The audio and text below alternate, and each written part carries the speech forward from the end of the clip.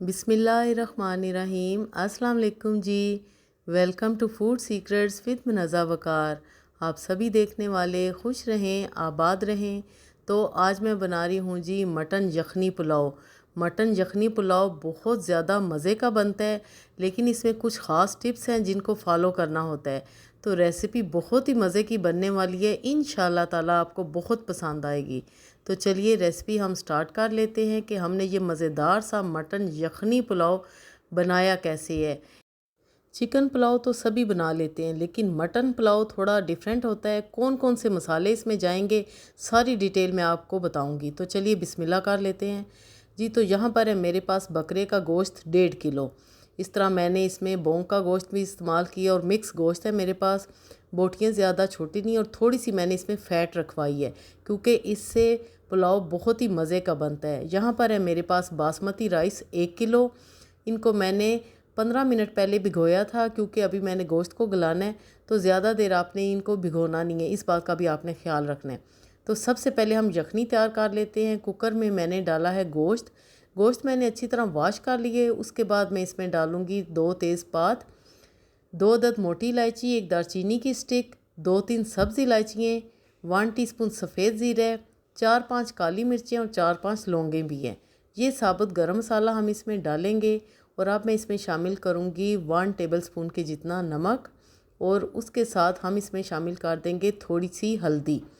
तो अब हम इसको चूल्हे पर रखते हैं, लेकिन अभी एक ख़ास बात कि अभी आपने फ़ौरन से इसमें पानी शामिल नहीं करना, क्योंकि गोश्त का जो अपना पानी है वो थोड़ा ड्राई हो ले, फिर हम इसमें दूसरा पानी शामिल करेंगे। नहीं तो आपकी यखनी में बसांद रह जाएगी और पुलाव का मज़ा नहीं आएगा।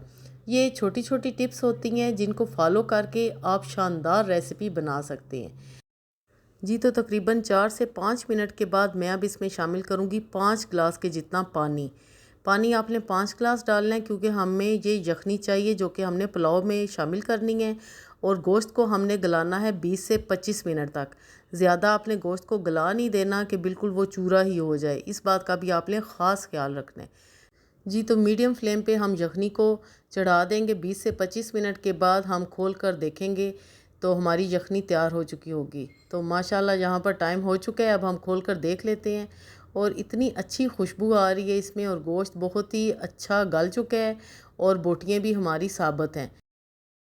पुलाव बनाना शुरू करते हैं। हाफ़ कप मैंने लिया है कुकिंग ऑयल। ज़्यादा आपने ऑयल इसमें शामिल नहीं करना।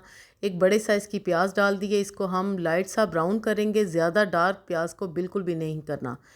ऑयल मैंने इसलिए कम डाला है क्योंकि यखनी में भी काफ़ी फ़ैट मौजूद है। आगे पुलाव में क्या क्या मसाले जाएंगे, बहुत ही डिफरेंट मसाले हैं, तो आपने स्किप बिल्कुल भी नहीं करना, ताकि बेहतरीन सा मटन पुलाव तैयार हो और सभी आपकी तारीफ़ करें।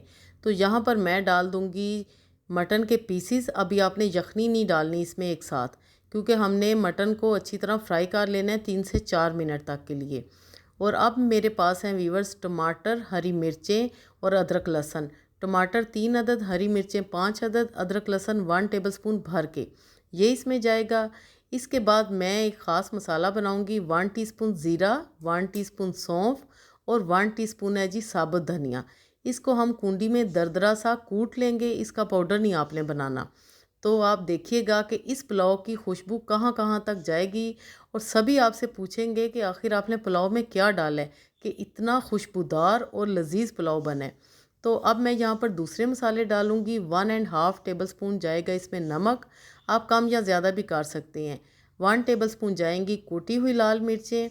हाफ़ टी स्पून मैं डालूँगी पिसा हुआ गरम मसाला। और ये जो मैंने अभी मसाला दरदरा सा कूटा है, ये भी हम इसमें सारा शामिल कर देंगे। तो खुशबुएं तो इस वक्त ज़बरदस्त सी आ रही हैं। लग रहा है कि वाकई ईद है और ईद पे कुछ ख़ास बन रहा है। तो आपने इसी तरह सारी रेसिपी को फॉलो करना है। अब मैं इसमें वीवर्स डाल दूंगी यखनी, जो कि हमारी तैयार थी, और मुझे यखनी थोड़ी सी कम लग रही है। तो मैं इसमें क्या ऐड करूंगी वो भी आपने देखना है। यखनी में जैसे ही उबाल आएगा तो हम इसमें शामिल कर देंगे भिगोए हुए चावल, क्योंकि चावलों को भी भिगोए हुए तकरीबन 45 मिनट हो चुके हैं। तो मैं अब इसमें चावल डालूंगी, और पानी का आपने ख़ास ख्याल रखना है। बहुत ज़्यादा आपने पानी या यखनी इसमें भर नहीं देनी। आप ये देख रहे हैं कि यखनी मुझे थोड़ी कम लग रही है, तो मैं यहाँ पर शामिल करूँगी सिर्फ़ 1 गिलास पानी।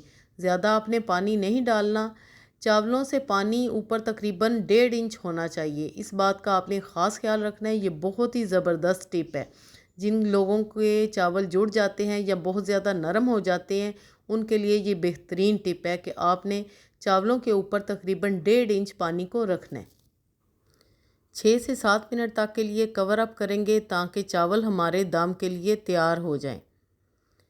जी तो टाइम हो चुके हैं। आपके सामने पानी काफ़ी हद तक ड्राई हो चुके हैं और बबल्स आपको नज़र आ रहे हैं। इतना जब पानी रह जाए तो ये निशानी होती है कि चावलों को अब हमने दम लगाना है। अभी आपको इसमें टमाटर ज़रा नज़र आ रहे हैं जो कि बाद में बहुत ही अच्छे लगेंगे और बिल्कुल घुल जाएंगे। इस बात की आपने टेंशन नहीं लेनी। और आप देखिएगा कि कितना हमारा लजीज मटन पुलाव तैयार होगा। तो यहाँ पर हम दम लगाएंगे 15 मिनट के लिए, क्योंकि बासमती राइस है। जी तो माशाल्लाह 15 मिनट हो चुकी हैं और खुशबुएं मेरे पूरे घर में फैल चुकी हैं। और आप ये देखें, ऐसे लगता है कि सुभान अल्लाह कि हमने कोई देग बनाई है। कितने खिले हुए हमारे चावल बने हैं और पुलाव की खुशबू ऐसी आ रही है कि सभी कह रहे हैं कि वाह जी वाह, क्या ही पुलाव बना है कि इतनी खुशबू बाहर तक आ रही है।